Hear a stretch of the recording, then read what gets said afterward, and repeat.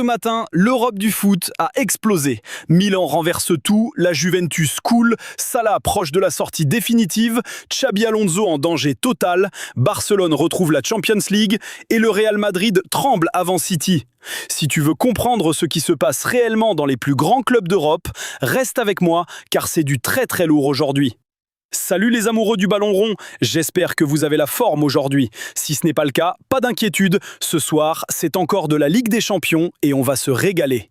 Mais avant de parler des affiches européennes, je vous propose un tour d'Europe complet, club par club, avec tout ce qu'il faut savoir. On commence en Serie A, direction l'Italie.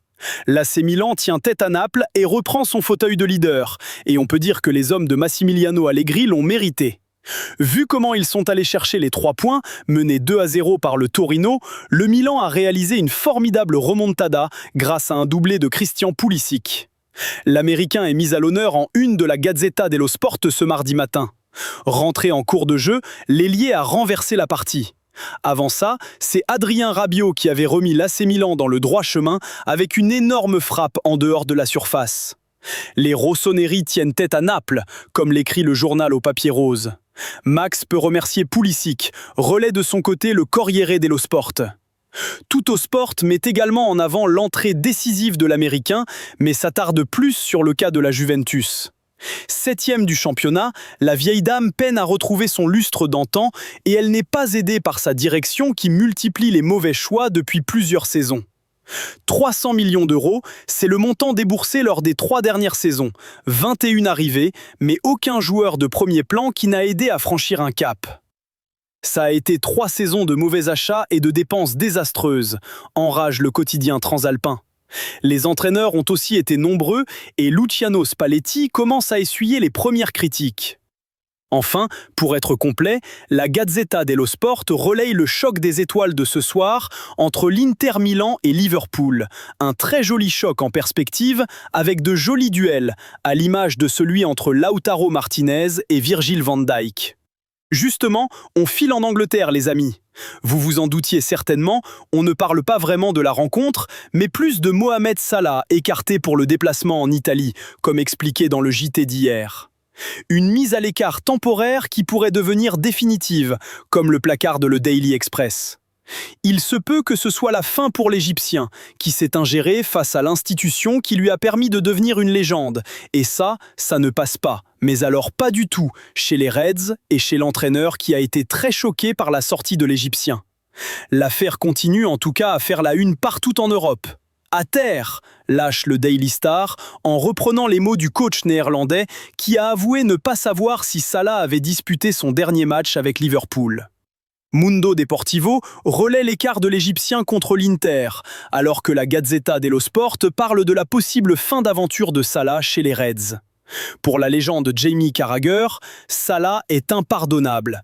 J'ai trouvé honteux ce qu'il a fait après le match. Certains ont présenté cela comme un excès de colère, mais je ne pense pas que ça soit le cas. Je pense que chaque fois que Mo Salah s'arrête dans la zone mixte, ce qu'il a fait 4 fois en 8 ans, c'est une mise en scène orchestrée avec son agent pour causer un maximum de dégâts et renforcer sa propre opposition. De lourdes accusations qui laissent clairement planer le doute sur l'avenir de Mohamed Salah. Enfin, pour être complet sur l'actu anglaise, Manchester United retrouve le top 6, se réjouit le Daily Mail. Le Mirror a vu un formidable match face à Wolverhampton, avec une victoire 4-1 face à la Lanterne Rouge de Premier League. Les Red Devils de Ruben Amorim ont dominé les débats du début jusqu'à la fin, portés par un grand Bruno Fernandes, auteur d'un doublé et d'une magnifique passe décisive pour Mason Mount. Manchester United retrouve le haut du classement de Premier League. Direction la France avec l'Olympique de Marseille, qui regarde droit devant et espère une victoire ce soir face à l'Union Saint-Gilloise, comme le placard de l'équipe dans son édition du jour.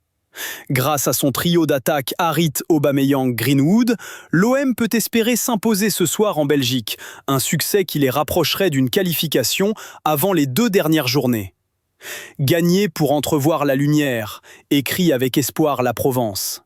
Cette rencontre se jouera sous haute sécurité, comme l'explique la dernière heure. Les supporters marseillais seront notamment interdits dans le centre-ville. L'Olympique de Marseille ne sera pas le seul club à être sous pression ce soir. Comme l'écrit l'équipe, c'est aussi la première et la dernière chance de l'AS Monaco. Troisième au classement général, les hommes de Paolo Clément sont presque dans l'obligation de gagner ce soir face à Galatasaray pour espérer sortir de la phase de poule. Sur courant alternatif, que ce soit en championnat ou sur la scène européenne, l'ASM doit sortir l'artillerie lourde et réaliser un match référence. Enfin, demain soir autour du Paris Saint-Germain, qui se déplace à Bilbao, Luis Enrique devra composer avec pas mal d'incertitudes.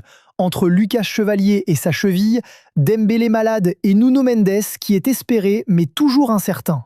Le remplaçant naturel du Portugais devait être Lucas Hernandez, sauf que le Français s'est fait exclure bêtement pour un coup de coude absolument inutile en fin de match sur Xavi Simons. L'UEFA a décidé de frapper fort puisque Lucas Hernandez est sanctionné de 3 rencontres. Le Français manquera les matchs face à Bilbao, le Sporting et Newcastle. Il ne jouera donc plus durant cette phase de poule de la Champions League.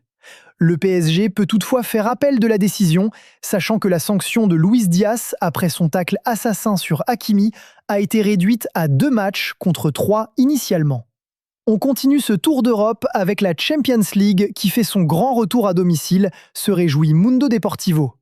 Le FC Barcelone jouera dans son antre ce soir, le Spotify Camp Nou, pour le plus grand bonheur de ses socios.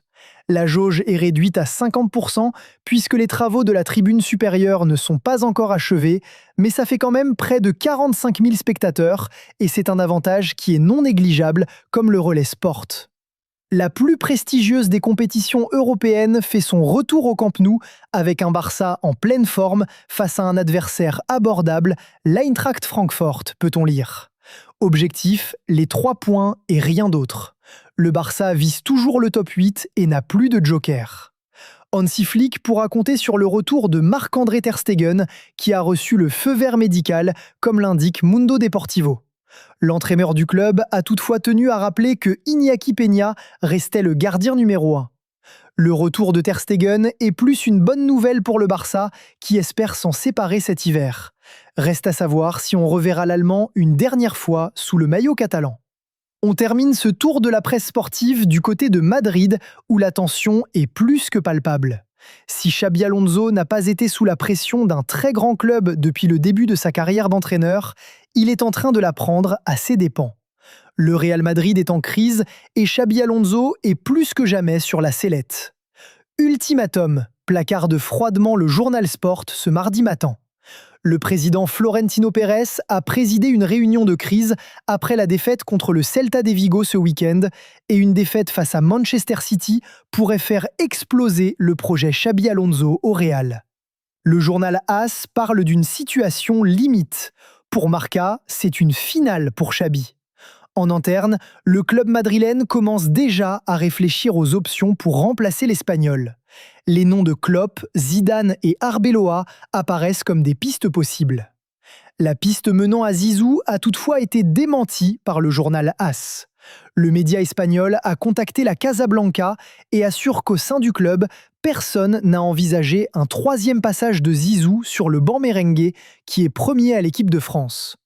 Une victoire du Real Madrid demain face aux Sky Blues donnerait un peu plus de temps à la direction pour réfléchir à la suite. Mais la mission sera de taille pour Xabi Alonso, qui va retrouver son ancien coach au Bayern Munich, Pep Guardiola, comme le relais Sport. Une défaite face au coach catalan serait mal perçue. Ce serait un peu comme perdre face au Barça. Pour ce choc, Xabi Alonso sera en plus privé d'Eder Militao.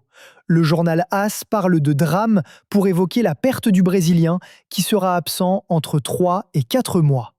Kylian Mbappé devrait lui bien être présent, mais il jouera diminué comme le relais Sport.